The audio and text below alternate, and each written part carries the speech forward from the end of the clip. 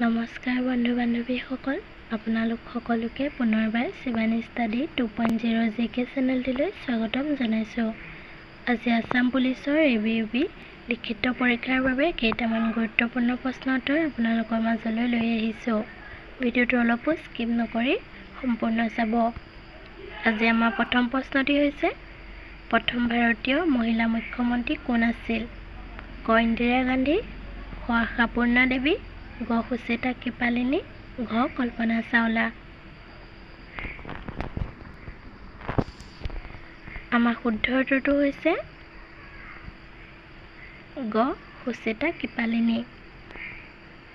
পিছৰ প্ৰশ্নটি,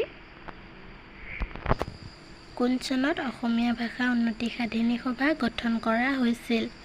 ক 1988 চনত, খ 1917 চনত, গ 1905 চনত, ঘ 1888 চনত। শুদ্ধ উত্তৰটো হৈছে ঘ 1888 চনত। পিছৰ প্ৰশ্নটি, দক্ষিণ আফ্ৰিকাৰ স্বাধীনতা দিৱস কিমান তাৰিখে পালন কৰা হয়? ক 15 আগষ্ট, খ 27 এপ্ৰিল, গ 1 মাৰ্চ, ঘ 22 ছেপ্টেম্বৰ। শুদ্ধ উত্তৰটো হৈছে খ 27 এপ্ৰিল। পিছৰ প্ৰশ্নটি, গোৱাৰ ৰাজধানী চহৰ কি? ক পানাজী, খ আগৰতলা, গ ইটানগৰ, ঘ আইজল।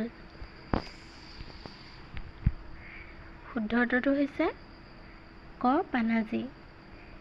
পিছৰ প্ৰশ্নটি, যোৰহাট চিকিৎসা মহাবিদ্যালয় কিমান চনত স্থাপন হৈছিল? ক 2000 চনত, খ 2006 চনত, গ 2009 চনত, ঘ 2012 চনত। শুদ্ধ উত্তৰটো হৈছে গ 2009 চনত। পিছৰ প্ৰশ্নটি, মাদ্ৰাজ বিশ্ববিদ্যালয় কিমান চনত স্থাপন কৰা হৈছিল? ক 1847 চনত, খ 1867 চনত, গ 1857 চনত, ঘ 1858 চনত। শুদ্ধ উত্তৰটো গ 1857 চনত। পিছৰ প্ৰশ্নটি, ৰামকৃষ্ণ মিছন কোনে প্ৰতিষ্ঠা কৰিছিল? ক স্বামী বিবেকানন্দ, খ ৰাজা ৰামমোহন ৰায়, গ দয়ানন্দ সৰস্বতী, ঘ সৰ্বপল্লী ৰাধাকৃষ্ণ। শুদ্ধ উত্তৰটো হৈছে ক স্বামী বিবেকানন্দ। পিছৰ প্ৰশ্নটি, কাক ৰাজনীতি বিজ্ঞানৰ জনক বুলি জনা যায়? ক আডাম স্মিথ, খ উইলিয়াম উড, গ এৰিষ্টটল, ঘ ওপৰৰ এজনো নহয়। শুদ্ধ উত্তৰটো হৈছে গ এৰিষ্টটল।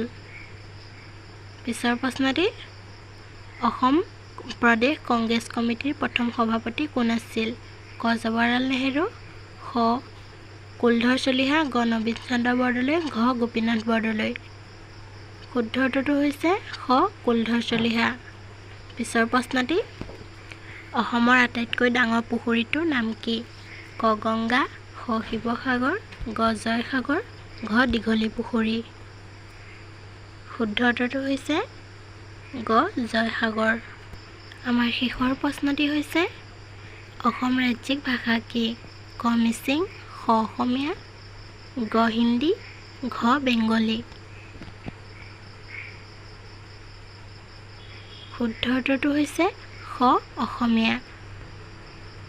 যদি ভিডিঅ'টো চাই ভাল লাগিল তেনেহ'লে লাইক এটা কৰি দিব আৰু প্ৰতিদিনে এনেধৰণৰ ভিডিঅ'সমূহ চাবৰ বাবে চেনেলটো ছাবস্ক্ৰাইব কৰি ৰাখিব। ধন্যবাদ।